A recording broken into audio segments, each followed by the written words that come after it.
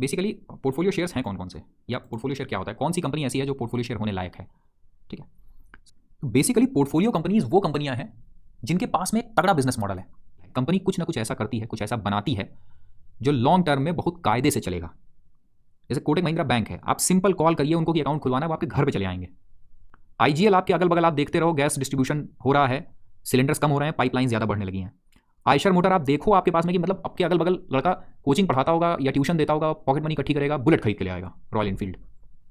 ठीक, आपके बचपन से आप देखते आ रहे हो बाटा, आपके पापा मतलब आपके दादाजी पहले आपके पापा को पीटते थे उसी बाटा के चप्पल से, फिर आपके पिताजी ने वही परंपरा जारी रखी, उन्होंने उसी बाटा के चप्पल से आपको पीटा, और आज के समय में आप अपने बच्चों को पीट रहे होगे उसी बाटा के चप्पल से, लेकिन पोर्टफोलियो में बाटा नहीं होगा। दादी वही हॉकिंस के कुकर पे खाना बनाती थी, मदर भी उसी बनाती थी, आपकी बीवी भी उसी बना रही है, लेकिन पोर्टफोलियो में हॉकिंस नहीं है। ठीक, तो बेसिकली जो पोर्टफोलियो शेयर्स होते हैं ये वो शेयर हैं जिनके पास में एक तगड़ा बिजनेस मॉडल है। अब मजेदार चीज एक ये है कि हम में से कितने ऐसे लोग हैं जो वाकई बिजनेस मॉडल पे ध्यान देते हैं। वो कहता था ना कि कोई नहीं देखता, यहाँ सब भाव के खिलाड़ी होते हैं, तो वाकई भाव के खिलाड़ी होते हैं। ये शेयर इतने रुपए पे आ गया, ये शेयर इतने रुपए पे आ गया, वो शेयर उतने रुपए पे आ गया, इनको रुपया दिखाई देता है, नहीं तो पी दिखाई देता है, बिजनेस मॉडल नहीं दिखाई देता कि कंपनी करती क्या है, वो क्या कर सकती है भविष्य में। इसीलिए अगर आप पोर्टफोलियो शेयर ढूंढ रहे हैं कि हमको अपने पोर्टफोलियो में शेयर्स डालनी है, तो वो कंपनीज उठाइए जो कुछ प्रोडक्ट बनाती हों, जिनका कोई सर्विस ऐसा हो कि जिसका कोई तोड़ ना हो। अगर आप ऐसी कंपनीज ढूंढ लेते हैं तो ये कंपनीज आपके भविष्य के लिए खतरनाक कंपनी साबित हो सकती हैं, जिनका बिजनेस मॉडल तगड़ा हो। सिंपल सी चीज है, कंपनी के बिजनेस मॉडल पे ध्यान दीजिए। अगर आपको लगता है कि ये कंपनी कोई ऐसा बिजनेस मॉडल है इसका कि जिसको भविष्य में कोई और चुनौती नहीं दे सकता है और इस कंपनी का बिजनेस मॉडल लगातार बढ़ेगा ही, तो वो कंपनी पोर्टफोलियो शेयर के तौर पर होगी। हाँ, अब इसमें कुछ चीजें शामिल होती हैं। जब आप पोर्टफोलियो शेयर्स ढूंढते हैं तो आपको ये देखना चाहिए सबसे पहले तो कंपनी का बिजनेस मॉडल, फिर क्या कंपनी प्रॉफिट में आ रही है या नहीं। ऐसा तो नहीं है कि बिजनेस मॉडल तगड़ा है लेकिन कंपनी लॉस उठा रही है। क्या कंपनी प्रॉफिट में है या नहीं है, कंपनी के कॉम्पिटिटर मार्केट के अंदर कितने हैं। आप कई बार देखिए, हम आपसे कहते हैं जब कोई कंपनी डिस्कस करते हैं तो हम कहते हैं कि ये कंपनी मोनोपोली रखती है या ये कंपनी डुओपोली रखती है। जैसे प्लास्टिक की कंपनियां जब भी डिस्कस होती हैं तो सुप्रीम इंडस्ट्रीज और नीलकमल, हम आपको बताते हैं कि ये कंपनी डुओपोली रखती है, यानी कि दो कंपनियां मिलकर पूरा मार्केट चलाती रहती प्लास्टिक का। किसी घर में चले जाइए, नीलकमल सुप्रीम बस यही मिलता है। सेम यही हाल परमानेंट मैग्नेट का है, मोर और लेस ये हाल एफएल का है। ठीक, तो ये वो शेयर्स होते हैं ब्रदर जो आपके पोर्टफोलियो शेयर होते हैं। तो पोर्टफोलियो शेयर वो हैं जो जिनके बिजनेस मॉडल शानदार हैं और जो कंपनी प्रॉफिटेबल है। अब आप कहेंगे यार ये इतनी सीधी सी बात बता दी हमको, तुमने बहुत कठिन नहीं बताया। इतना आसान तो हमको भी पता था, कुछ और कठिन बताओ। तो ब्रदर इन्वेस्टमेंट कठिन है ही नहीं कभी भी। अब इसमें हम आपको मतलब 13 पॉइंट बताएं कि फिर इसका टॉप लाइन देखो, फिर इसका बॉटम लाइन देखो, फिर इसका मार्जिन निकालो, फिर ये करो वो करो, फिर इतना कठिन बना दो चीज़ों को। इन्वेस्टमेंट कभी कठिन होता नहीं, इन्वेस्टमेंट हमेशा आसान होता है। तो हमको कठिन बनाना नहीं आता चीज़ों को। आप सिंपल अपने सामने देखते रहिए कि कौन कौन से बिजनेसेस हैं जो लंबे समय में सर्वाइव करने के लिए बने हैं। आपको सामने दिख रहा है वो बिजनेस बढ़ते हुए, आप उन बिजनेस को बाय करिए। जैसे हम आपको सीधे बताते हैं कि हमको चीज़ें सामने कैसे दिखाई देती हैं, ये बार बार हम यही एग्जांपल देते हैं। पहले हमारे घर में गैस सिलेंडर आता था, उसको गोल गोल जमीन में लुढ़काते हुए दुकान से घर लेके आते थे। अब बिजनेस पाइपलाइंस बिछने लगी हैं, गैस की डिस्ट्रीब्यूशन की पाइपलाइन। दैट मीन्स कि गैस डिस्ट्रीब्यूशन नया सेक्टर है। गैस डिस्ट्रीब्यूशन, घर में पहले जब हम लोग रहते थे तो एक अविचल पैथोलॉजी होती थी, तो जगह जगह हजारों पैथोलॉजीज खुली हुई थी। मेट्रो सिटीज़ के अंदर 2 पैथोलॉजीज केवल, थायरो केयर और अपनी डॉक्टर लाल पैथ लैब। और भाई साहब यही चलनी है, आप जहाँ जाओ डॉक्टर लाल पैथ लैब, थायरो केयर, यही चलनी है। ठीक, फिर सामने बाइक्स, वो हार्ले डेविडसन ने स्ट्रीट लॉन्च की 6.5 लाख की, रॉयल इनफील्ड के ग्रुप आ गए। हर लड़के का एक ही सपना है कि मेरे को बुलेट खरीदनी है और लद्दाख जाना है। फिर एक आदमी लद्दाख चला भी गया तो उससे पूछा भाई लद्दाख क्यों जाना था तेरे को, उसने कहा मुझे नहीं पता, बुलेट खरीदी थी तो लद्दाख चलाया, लेकिन बुलेट खरीदनी है, लद्दाख जाना है। तो जब आपको बाइक्स में सामने दिखाई देता है, फिर आपको दिखाई दे कि हार्ले डेविडसन देश से चली गई और आयशर क्रूज मोटरसाइकिलिंग में आगे आ रहा है, तो सीधी बात है कि आयशर चलेगा आगे। फिर आपको दिखाई देता है पीएसयू बैंक्स एक एक करके धराशायी हो रहे हैं, मुंह के बल गिर रहे हैं, और प्राइवेट बैंकों में 2 बैंक सबसे बड़े खड़े पूरी जमीन कब्जा करने के लिए। तो एचडीएफसी और कोटक महिंद्रा बैंक आना ही आना है, जिनमें से कोटक महिंद्रा बैंक के टॉप के 2 आदमी प्रधानमंत्री के एडवाइजर हैं। तो इसमें कौन सा रॉकेट साइंस है कि आपको ये बाय करना चाहिए।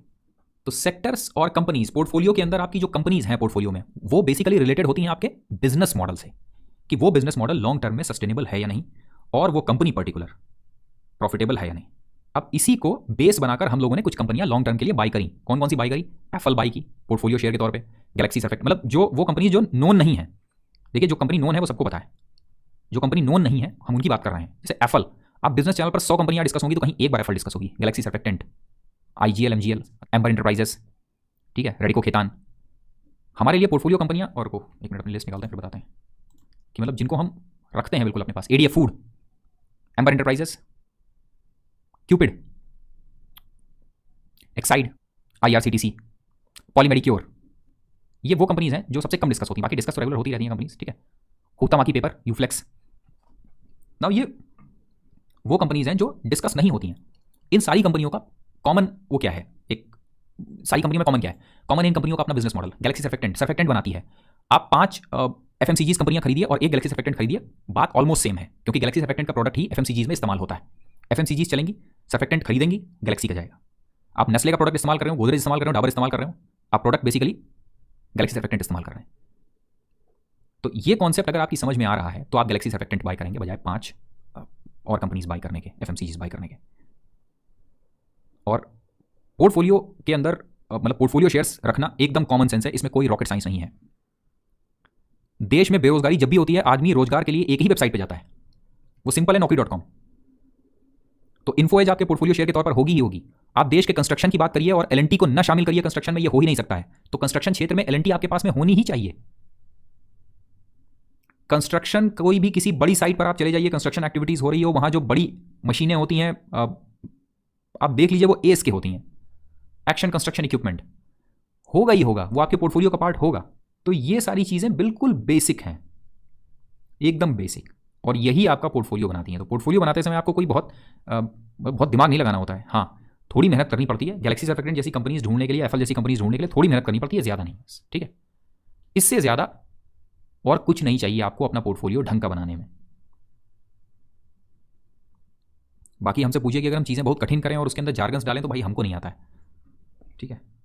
एकदम सीधी चीज़ है। किसी भी अच्छी कंपनी को आइडेंटिफाई करना है, उस कंपनी का बिजनेस देखो, कंपनी क्या बनाती है, देन देखो कि कंपनी अपना टॉप लाइन बढ़ा रही है या नहीं, कंपनी का धंधा लगातार बढ़ रहा है या नहीं, देन देख लो कि कंपनी का प्रॉफिट बढ़ रहा है या नहीं, और उसके बाद लास्ट में देख लो कि कंपनी कितना पैसा लगा के कितना प्रॉफिट जनरेट कर रही है, मार्जिन अच्छे हैं या नहीं।